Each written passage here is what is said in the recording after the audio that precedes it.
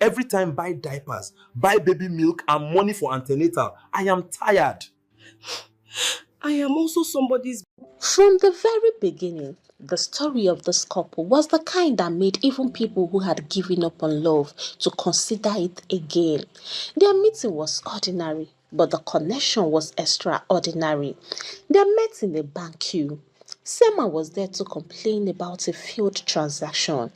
He was irritated, frustrated, and already forming a customer rights activist. Esther, on the other hand, was standing quietly scrolling through her phone while waiting to deposit money she made the previous day from her shop. Selma kept on grumbling in front. Madam, please, I was debited and the person I sent it to had not received it, and it has not been reversed since on Monday. Today is Thursday. Is this not stealing by tricks? Esther looked up and watched him. The way he was talking, gesticulating, raising eyebrow and walking about, she almost laughed out loud, but she held herself like a proper lady. Then Simon turned. Their eyes met and something shifted. Not the dramatic thunder and lightning of movies, but that simple quiet knowing, the kind that whispers, "This person will matter to you." He greeted her. He greeted him back. From there, the conversation flowed like they already knew themselves from childhood.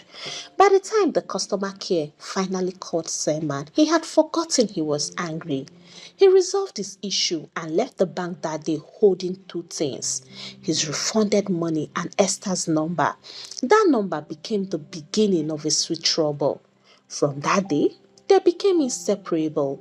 Their relationship was sweet to the level when even people who usually mind their businesses started minding theirs. They would text long messages, send mushy voice notes, laugh like teenagers, and end calls with, "You hang up first." No, you hang up first. Their chemistry was undeniable. Their siblings mocked them. Neighbors said, "Love don't catch these ones," but they didn't care. They were simply happy. Their wedding day was another movie entirely. Esther looked like peace served on a plate. Simon, seeing her walk down the aisle, began dancing small before the praise and worship even began. The love that radiated from them was contagious. Their honeymoon? Ha! Enough said. Their first year of marriage was pure bliss. They cooked together, teased each other, made fun of each other, and sometimes played so much that neighbors had to knock their door. "Please, two of you, reduce your noise." Still, they didn't care. They were inside their own world.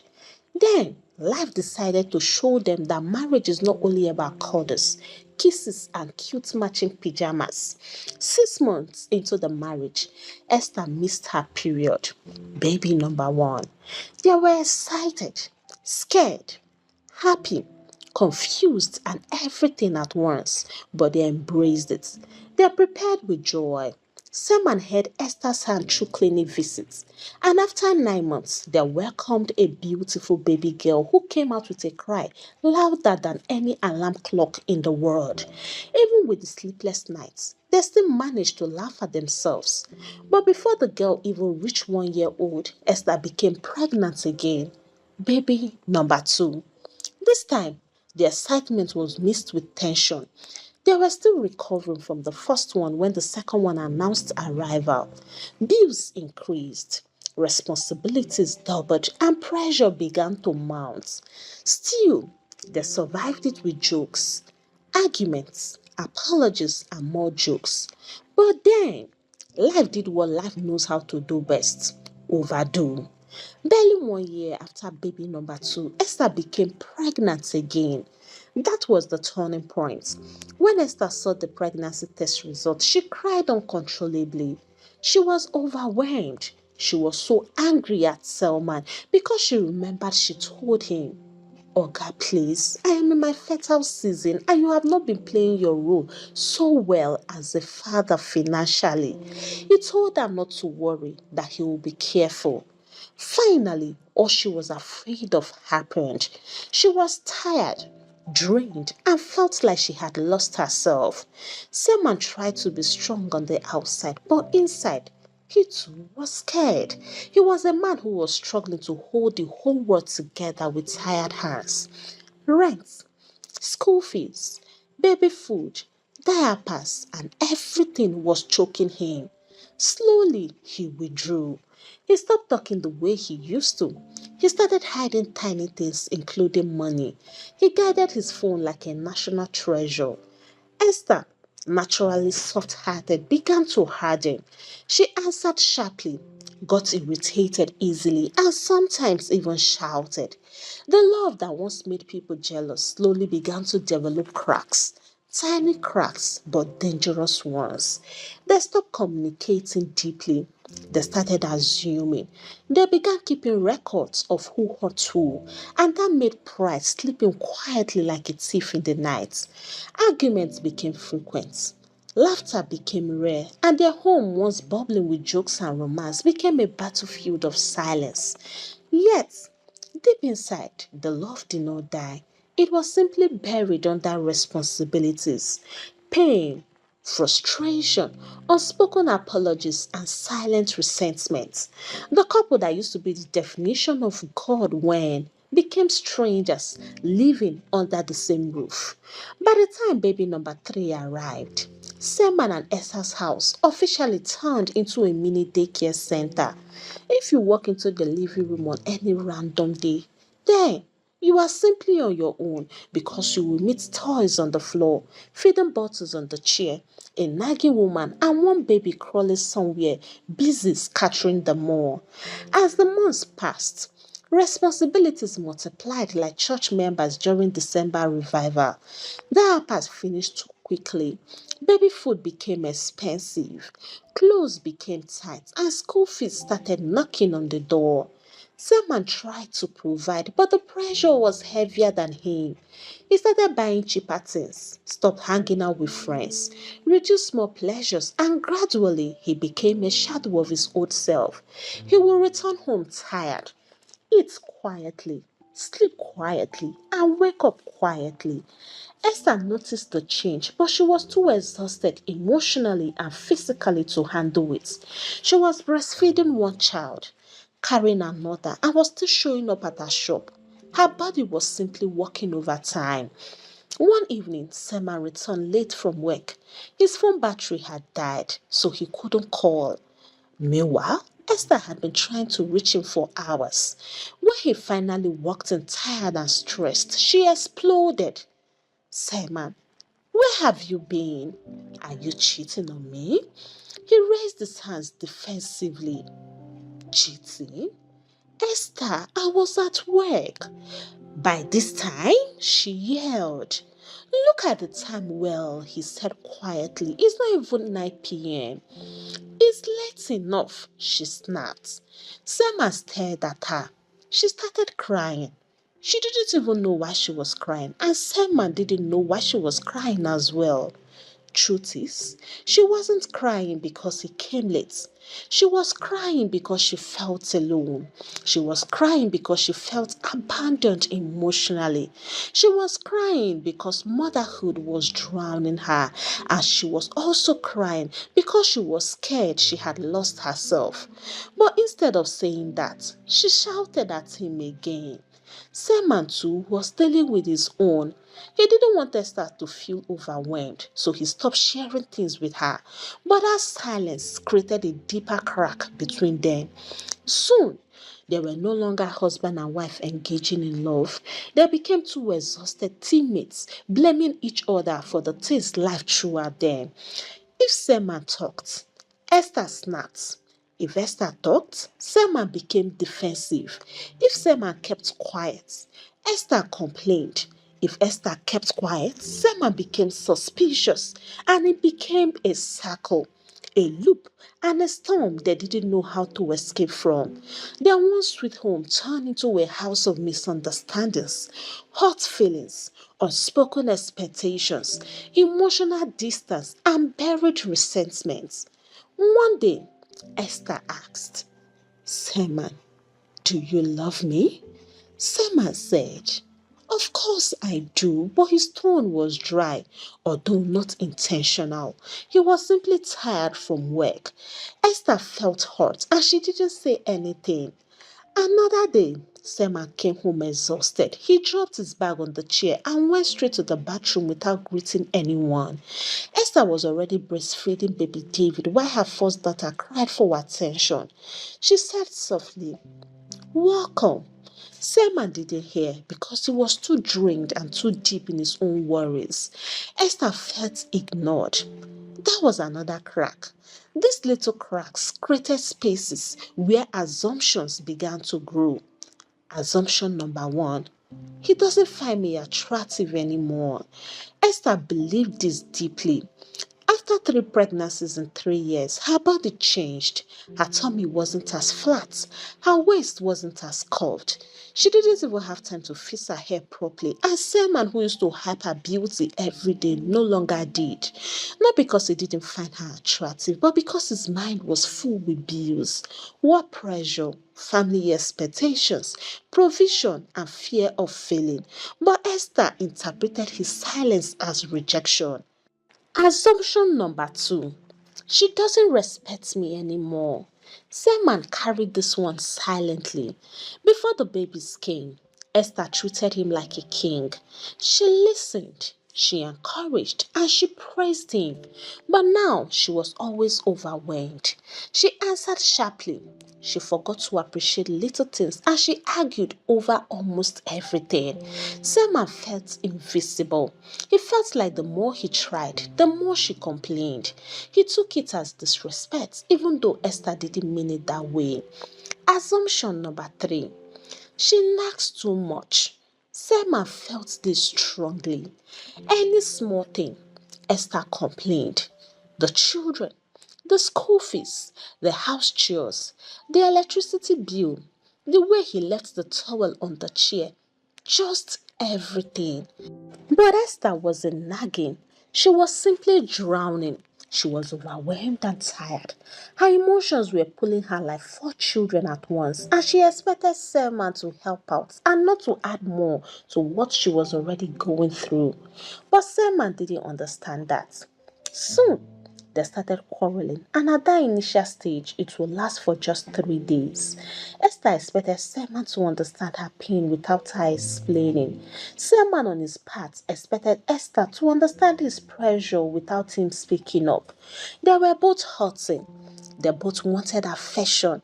They both wanted peace, and they both wanted their love back. But pride stood between them. At this point, they slept back to back. They avoided long conversations. They stopped praying together. They stopped having deep emotional connection. They stopped touching each other except for normal routine things. And they began to resent each other quietly. Two wounded people living under one roof.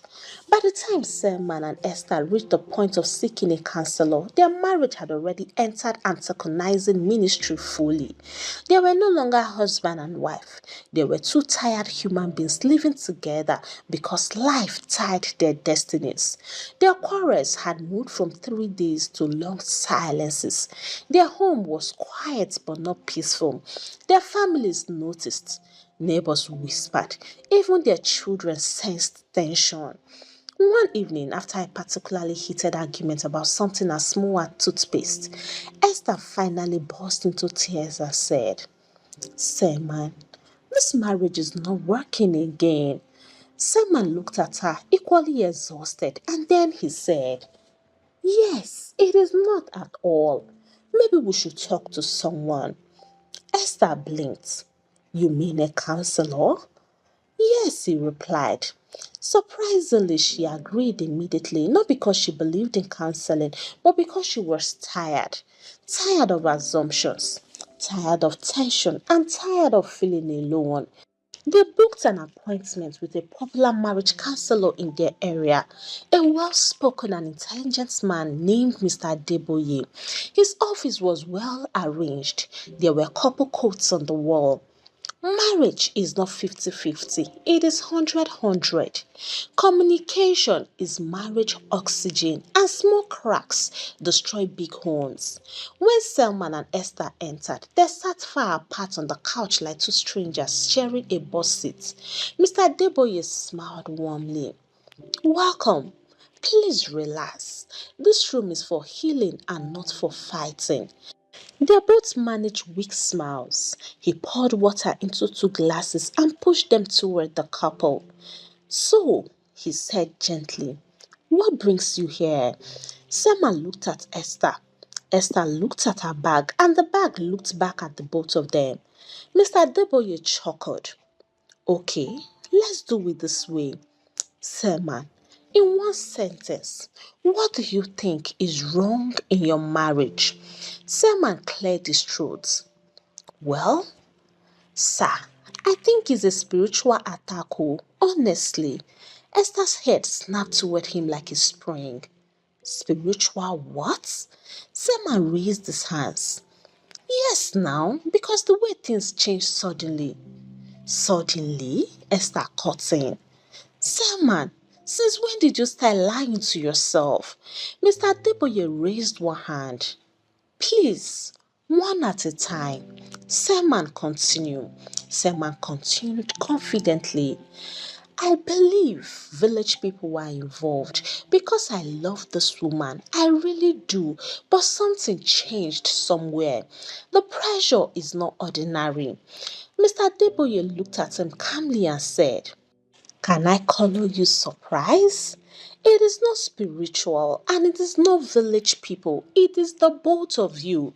You are simply blaming the devil for what responsibility, pressure, silence, pride, and lack of communication caused. You two created the cracks, not witches and not demons. Esther lowered her eyes.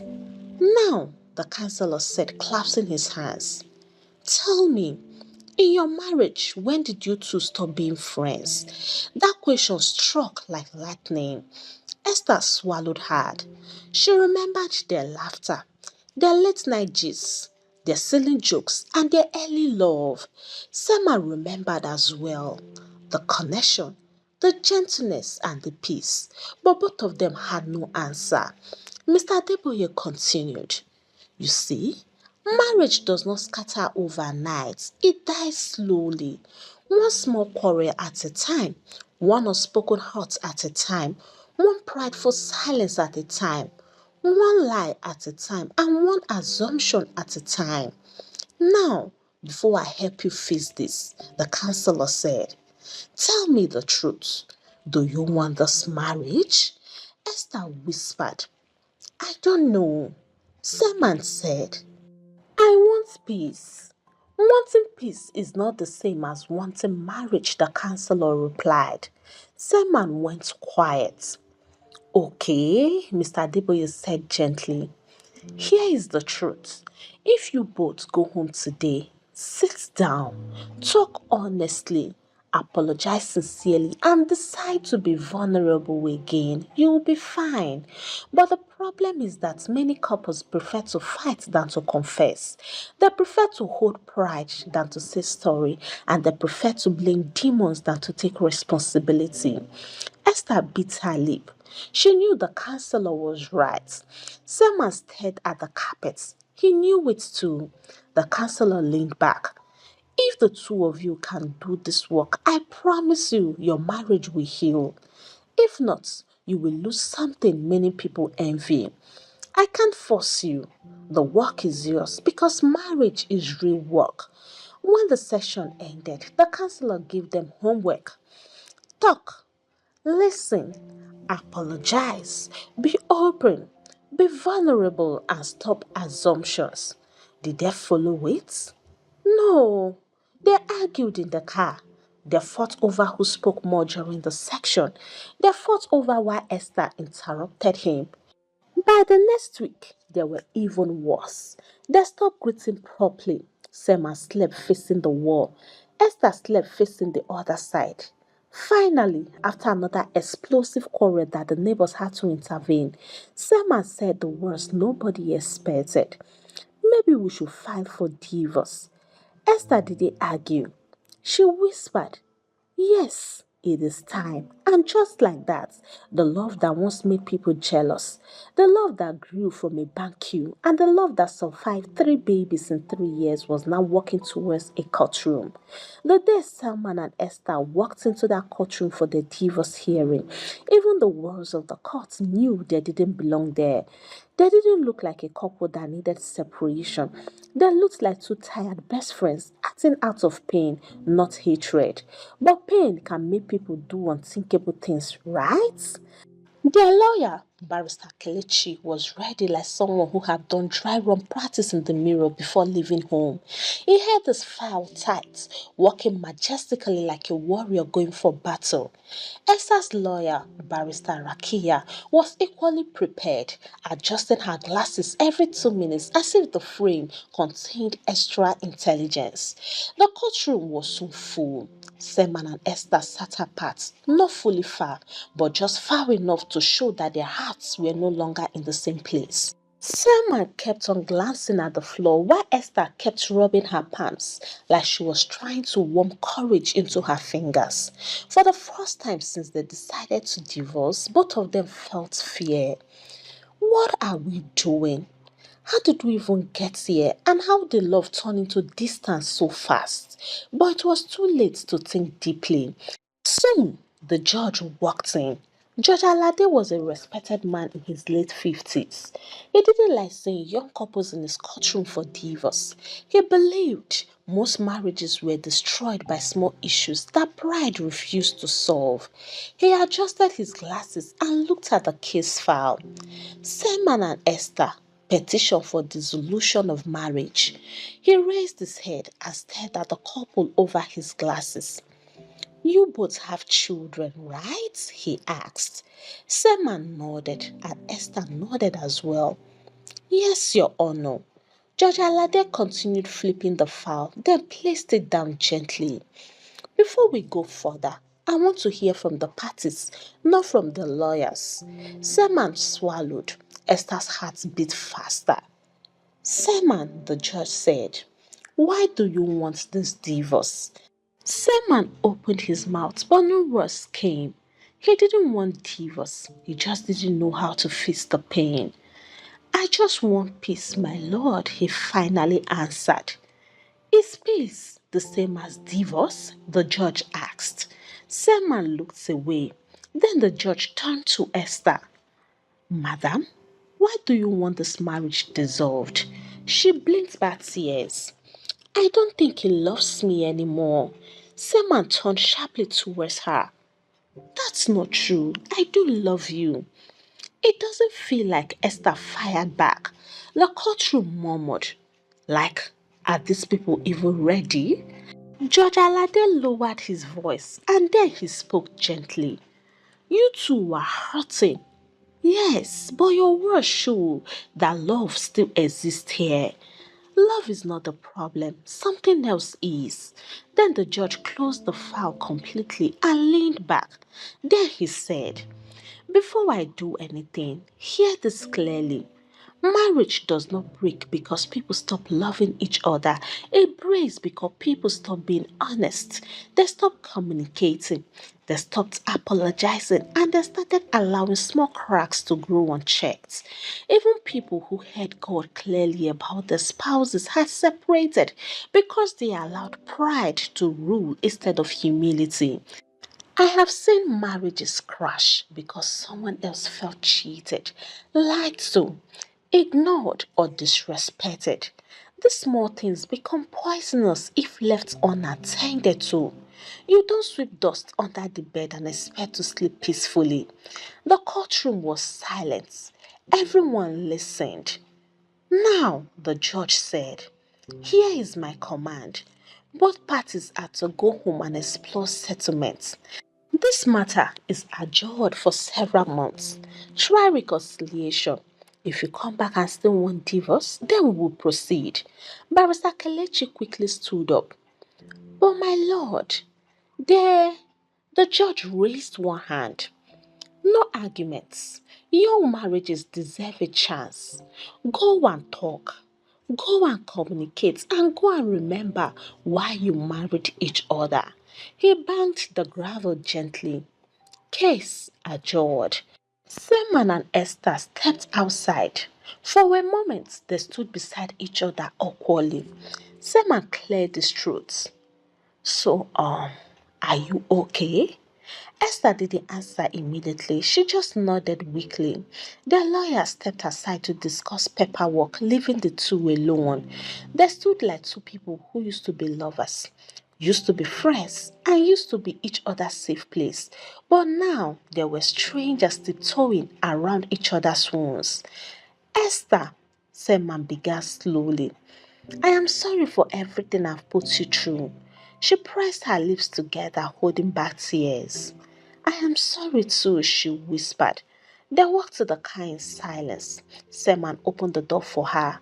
Esther hesitated, then entered. The drive home was quiet, and as they drove, Selma kept on stealing glances at her, and Esther also looked at him occasionally, admiring the same man she once called her safe space. The adjourned dates finally arrived. From the moment Selman and Esther woke up that morning, the atmosphere in their house was different. And the biggest shock? They were matching Ashwebi. Something must have happened. But let us go back a little, because something happened after the first court sitting. The judge gave them the order to go and explore settlements, not because he knew what would happen next, but because he saw a marriage that still had soft spots under all the pain. And truly, they tried. That day as they got home, Selman looked at Esther and said, Can we talk? She nodded, and for the first time in a long time, they talked about anger without defense and without bitterness. Selman confessed how much pressure he felt providing for the family. He confessed how afraid he was of failing his wife. He admitted that his silence and secrecy were not good enough. Esther also opened up. She talked about her fears, her insecurities after childbirth, her emotional exhaustion, her feeling of being abandoned, and how loneliness had become her roommate. They cried, laughed, braided, and then something deeper happened. That night, Selman held Esther when she cried. For the first time in months, she rested her head on his chest. For the first time in months, they slept facing each other instead of the wall. And then, one thing led to another.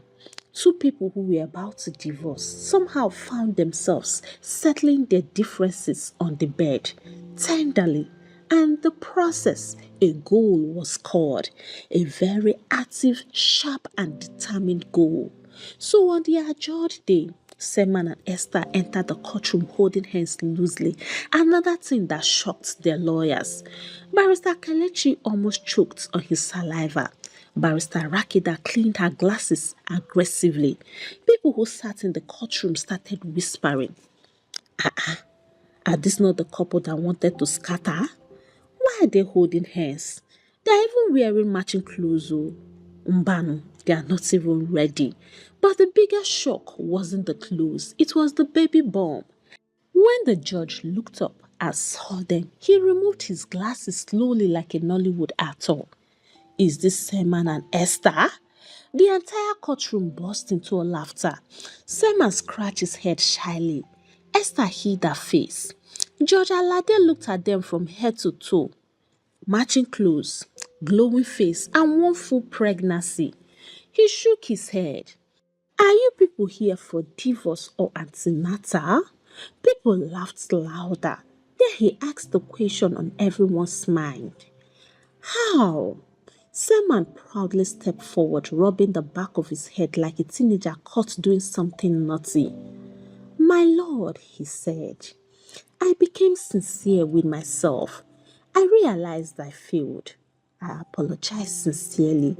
I didn't just say sorry. I lived the sorry. I removed pride. I opened my heart. I talked. I confessed. I took responsibility and I became vulnerable. He pointed at Esther gently. My baby girl returned to her soft self. The courtroom sighed with, Aww. Selma smiled boldly. And in the process of settling our issues, we settled something else on the bed. People burst into laughter again.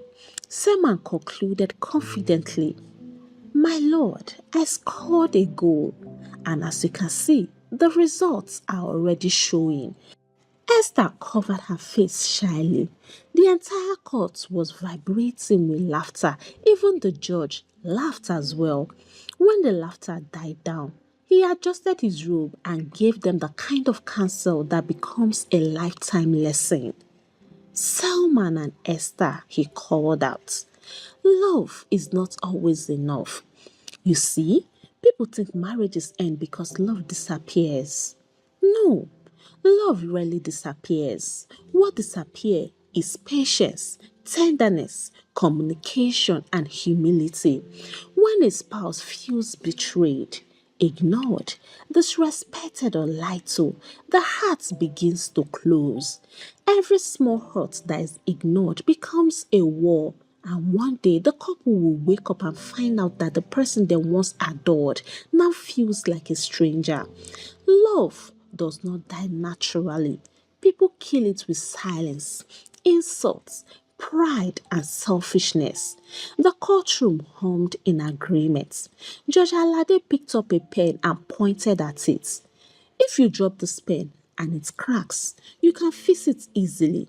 But if you keep dropping it every day, the crack will turn into a fracture and one day it will break completely." He looked at Seaman. "You allowed small cracks in your home." Then he looked at Esther. "And you also allow small cracks in your home." Esther nodded honestly. "And it is only the two of you that can repair them.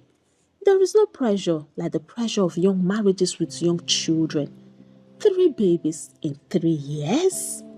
Ah, even angels will take small paracetamol." People laughed lightly. That pressure can turn gentle people into lions.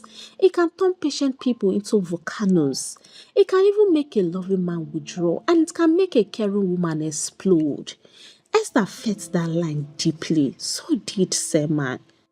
"But you must never forget," the judge continued, "that pressure is not permanent. Children grow, tough seasons pass, but we destroy marriage? Here, that one will pain you for life." He turned to Selman. "You see what sincerity can do. One honest conversation, one humbled heart, one genuine apology from you opened the door for reconciliation." Selman nodded again. The judge then turned to Esther. "And your softness returned the moments you felt seen again, loved again, and valued again." Esther sniffed. The judge smiled. "That's how marriage works. Let me even add this. Marriage is not sustained by chemistry. Chemistry is sweet. Oh, yes, but chemistry evaporates if there is no character. Marriage is sustained by humility, communication, forgiveness, and self awareness." He paused, scanning the room. "There is no perfect spouse anywhere. Oh. Even if God Himself revealed your partner to you in a dream or anything, if you stop talking, stop listening, stop caring, and stop apologizing, that marriage will still fail. Stop using the devil as an excuse. This generation blames the devil for everything. If the marriage is shaking, it is an attack. If the spouse is angry, it is village people. If they stop being sweet, it is monitoring spirits." He shook his head. "Sometimes it's not the devil at all, it is behavior." The courtroom echoed with murmurs of agreement. What broke your home was not demons, it was silence.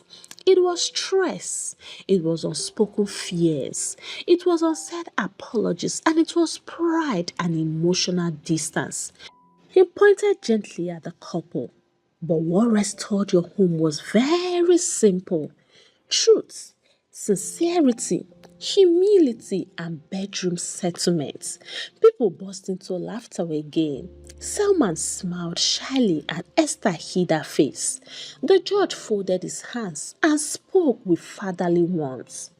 "Go home and build this marriage with intentionality. Communicate, listen, forgive quickly, say sorry, pray together, laugh often, remember your beginning, remember your friendship. He paused and added, please, no more babies.